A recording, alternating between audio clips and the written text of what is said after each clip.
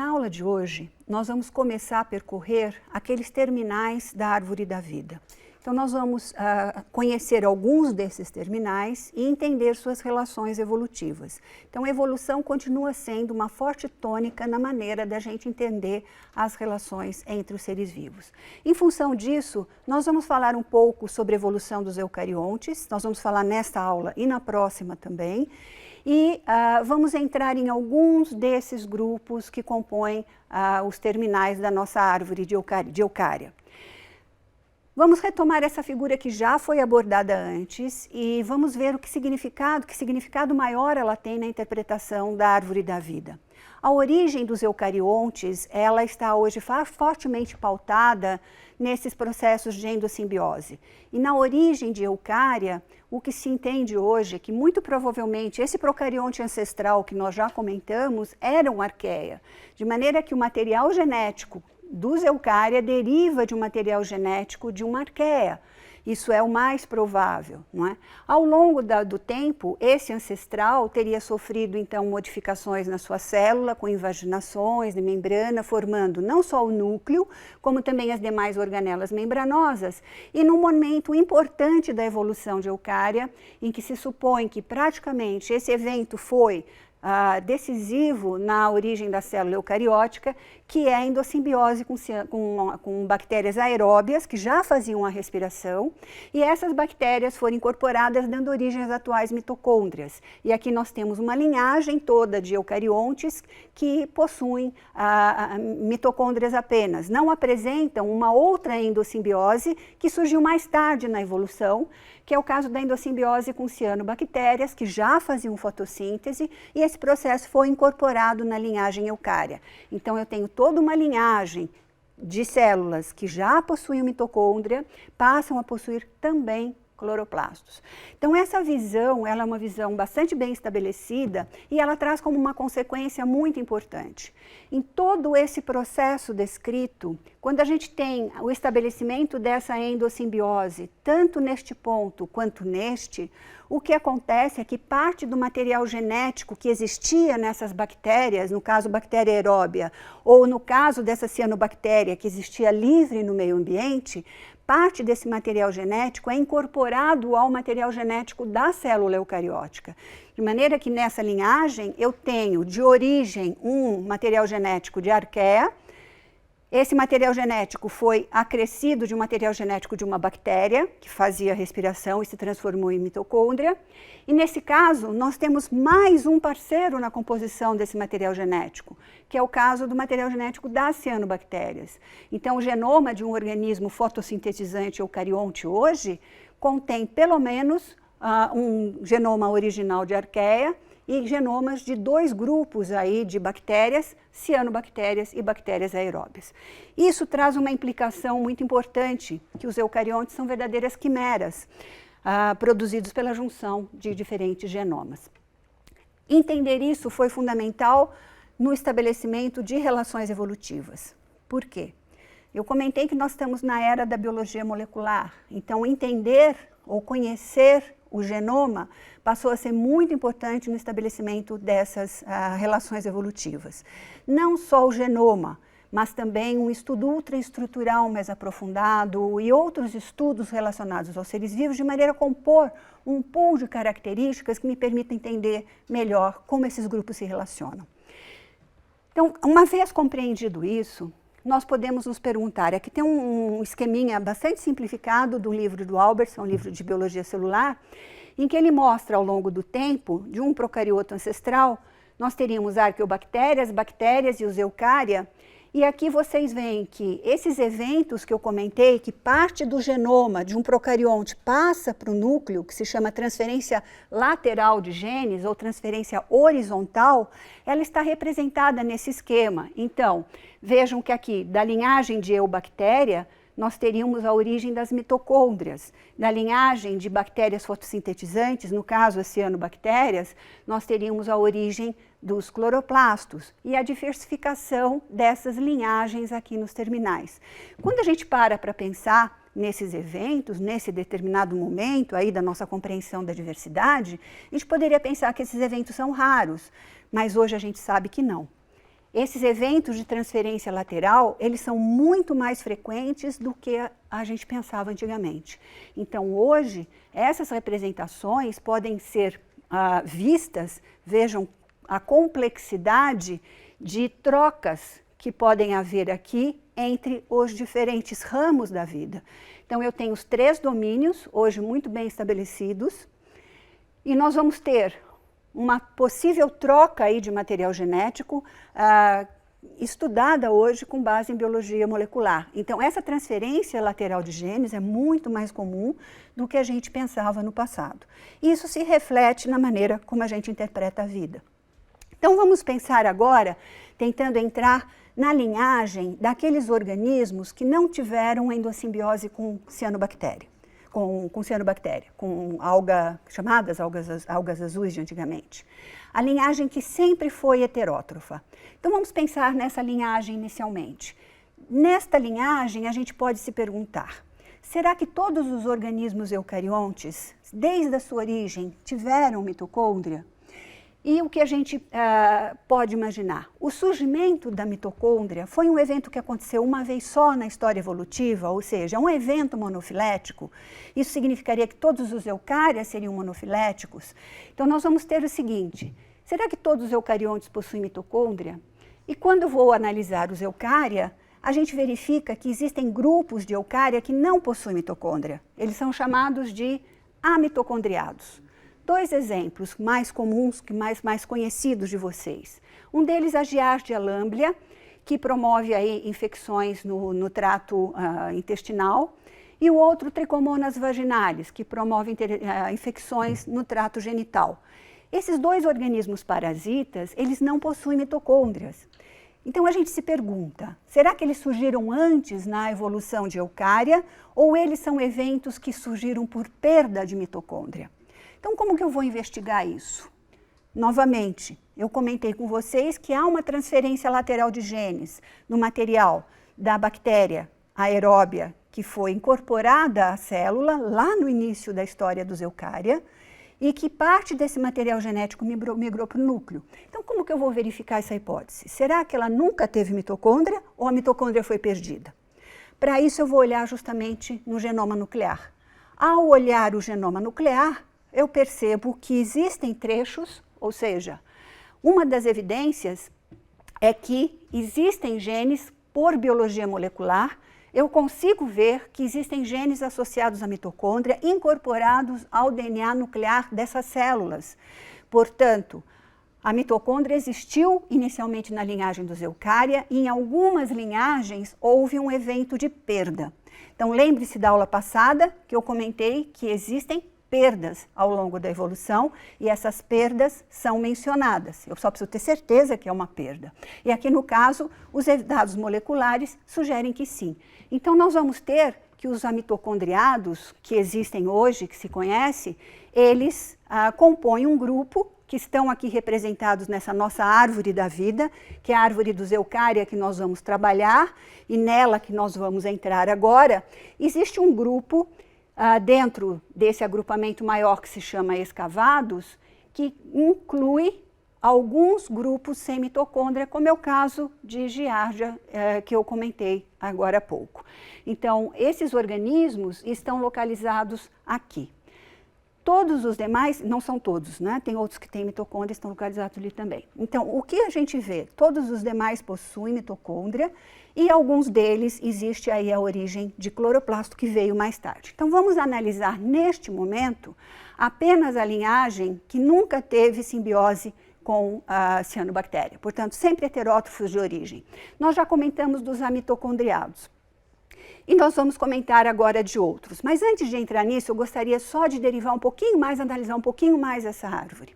Nós mostramos brevemente na outra aula, e ela representa aqui apenas os eucária, em que aqui eu tenho a raiz, e veja que na raiz eu tenho uma bifurcação pontilhada para cá, para esse ramo, outra bifurcação pontilhada para o outro lado, e esse pontilhado significa que eu coloco essa raiz, mas eu não sei exatamente se essa raiz inicialmente veio para cá ou para lá.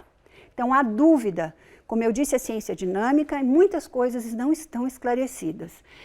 Então, aqui é uma dúvida que teria vindo para esse grupo aqui de eucária, que inclui organismos que não possuem mitocôndria. Ou uma outra derivação, que teria vindo para cá, que são os grupos de Amebozoa e Ophistocontes. E vejam, quando eu fiz a história, comentei com vocês sobre o histórico da classificação, eu falei dos protistas ou protoctistas e que eles não existem mais. Aqui fica bem evidente isso. E uma outra coisa bastante interessante é que esses grandes grupos formados aqui, eles têm características mais amplas e, curiosamente, quando a gente fala de fungo e animal,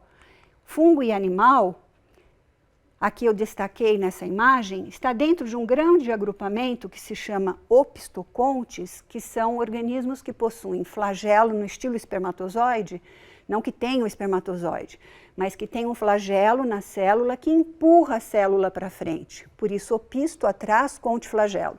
Então, são organismos que possuem flagelos que impulsionam a célula, e dentro desse grupo estão os animais e estão os fungos. Então, vejam que fungos, no passado, foi inclusive considerado como planta. E hoje a gente sabe que eles estão distantemente relacionados de planta. Eles estão mais próximos dos animais. E quem me conta isso é toda essa maneira de pensar que a gente já vem comentando com vocês. Desde a interpretação de dados moleculares, ultraestruturais, a metodologia de trabalho, uma série de coisas assim que faz com que a gente mude a maneira de pensar. Então, fungo e animal, vejam, estão mais proximamente relacionados entre si. Fungo está longe das chamadas arqueplastidas, que são as plantas. Então, as plantas estão localizadas aqui nessa proposta. E vários outros agrupamentos, de maneira que há uma dispersão daqueles organismos chamados protistas de antigamente, espalhados aí por essa árvore. E as relações são outras, e as classificações mudaram.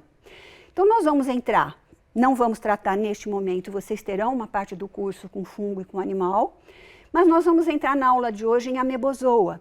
Então, dentro de Amebozoa, que são os organismos que possuem um pseudópode típico, que é um pseudópode chamado lobópode, o estabelecimento do grupo Amebozoa, ele foi pautado principalmente em dados moleculares. De dado morfológico, um que a gente poderia citar é a presença de um tipo de pseudópode, que são estruturas utilizadas por células que têm movimentos ameboides, para deslocamento e captura de alimento. Esses pseudópodes, no caso, têm um tipo especial que é chamado de lobópode. O lobópode é um pseudópode, como está mostrado aqui no desenho de ameba. O lobópode, ele tem uma extremidade ampla e a gente consegue perceber duas regiões muito nítidas na célula, uma clara e hialina, mais consistente, e outra, que é chamado de endoplasma, que é fluido e granuloso e se movimenta muito. E ele participa da formação do pseudópode. Então, esse tipo de pseudópode com ponta romba, ponta mais arredondada, é típica desse grupo de Amebozoa. Mas o grupo é feito principalmente com base em características moleculares. Eles podem apresentar flagelo em algum momento do seu ciclo de vida. E os representantes mais conhecidos dentro de Amebozoa, que nós vamos comentar com vocês, é simplesmente o grupo das amebas e o grupo dos Myxomicota. Lembrem-se que a ameba já foi considerado animal unicelular no passado, foi considerado protista ou protoctista, e aqui está num agrupamento que não tem nada a ver com isso, que se chama Amebozoa. Vamos falar então um pouquinho sobre as amebas.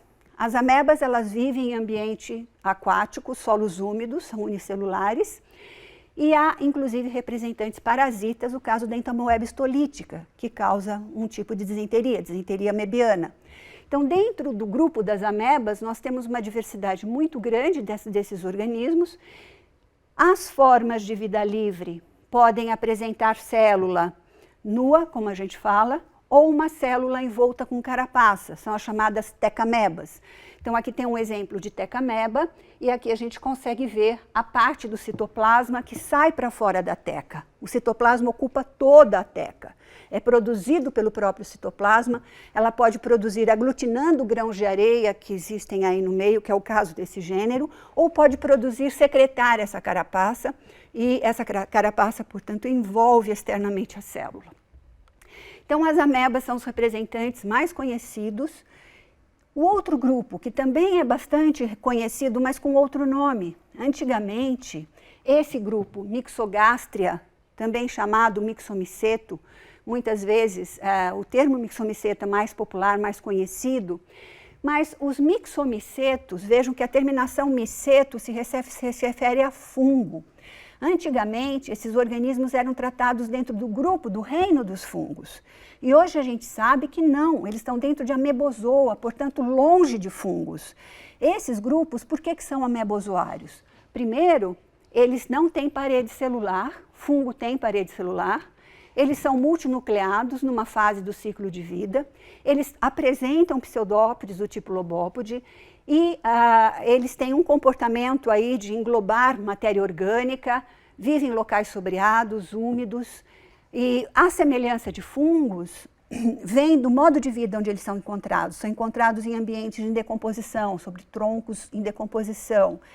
E além disso, eles formam estruturas que lembram os tais cogumelos e eles produzem esporos. Então, em função dessas semelhanças, no passado eles foram considerados fungos, mas hoje não são considerados mais. Então, são parentes próximos das amebas. Então, são grupos, são organismos bastante comuns e pertencem a esse grande agrupamento de amebozoa. Muito bem. Nós demos exemplos de organismos amitocondriados que estão dentro desse grupo aqui. Nós falamos en passant dos opisthocontes, considerando que vocês vão estudar fungos e animais mais detalhadamente adiante na disciplina. E nós comentamos um pouco sobre os amebozoa, falando apenas de algumas amebas e falando de os tais Myxomicetos ou Myxogastria, que são hoje considerados amebozoa. O outro agrupamento que nós vamos tratar na aula de hoje é um agrupamento que está localizado aqui e que se chama Rhizaria. Rhizaria reúne organismos diversificados, a imensa maioria deles apenas de formas que nunca tiveram cloroplasto na sua vida. Então é o que nós estamos nos propondo analisar mais nessa aula. Mas dentro de Rhizaria há sim um grupo clorofilado que nós não vamos abordar.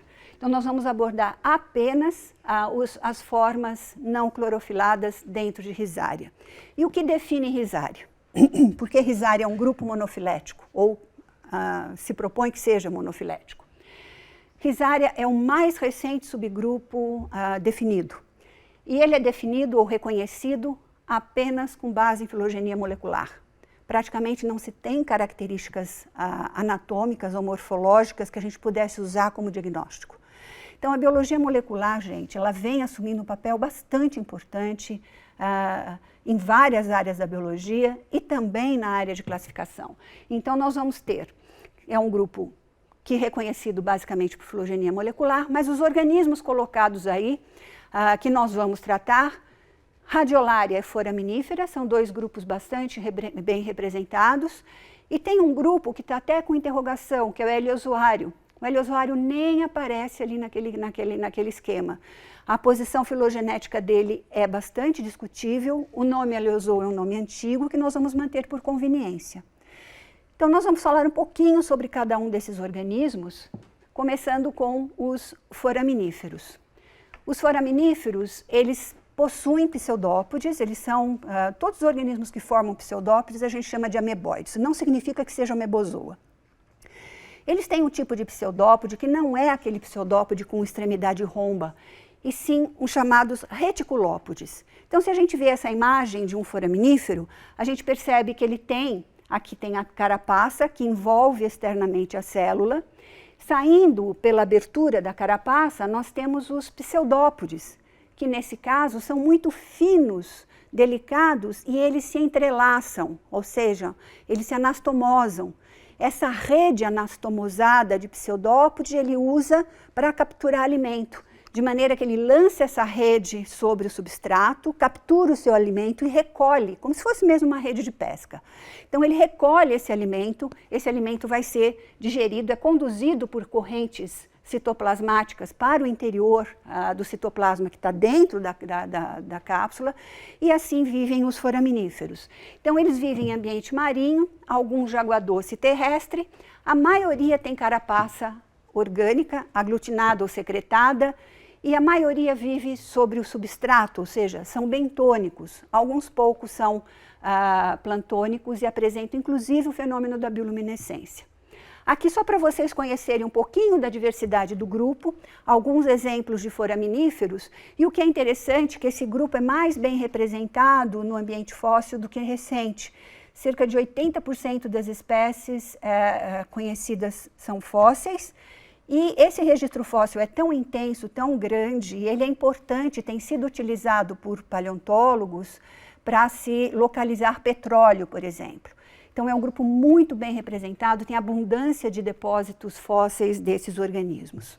Então os foraminíferos são esses organismos que têm essas carapaças bastante elaboradas e formam reticulópodes. O outro grupo, dentro de Rhizaria, é um grupo dos Radiolaria. Os Radiolaria, eles possuem um tipo de pseudópode bastante peculiar, embora não seja o único, mas é um tipo de pseudópode característico, existem outros, mas é um pseudópode especial. Esse pseudópode ele é chamado axópode. Axo quer dizer eixo, pó dos pés. Então, é um pseudópode que ele tem um eixo interno de sustentação feito por microtúbulos, muito diferente dos pseudópodes que nós já falamos. E esse eixo de sustentação, você tem o citoplasma ao redor, e nesse citoplasma há a movimentação citoplasmática aí. Com esses axópodes, eles capturam presas. Então, são organismos heterótrofos que capturam o seu alimento. Eles possuem, tipicamente, um endoesqueleto de sílica extremamente elaborado. O endoesqueleto dos radiolários sempre fascinou a imaginação dos pesquisadores. Eles têm sido desenhados, retratados, fotografados, são verdadeiras obras-primas. Então, os esqueletos de radiolária são todos marinhos, só tem representantes do ambiente marinho. Só para vocês terem uma ideia, nós temos aqui uma micrografia de varredura e aqui um desenho feito a partir de análise. Vejam, nós temos o estudo dos radiolários bastante com registros muito antigos, esses estudos. Um deles, que merece muito destaque, é o do próprio Haeckel, que fez pranchas e pranchas e pranchas com desenhos extremamente detalhados, riquíssimos, lindos, reproduzindo esses esqueletos de radiolário, embora Haeckel também tenha feito desenhos e pranchas valiosíssimas de outros organismos também. Ele tinha uma habilidade tremenda para desenhar.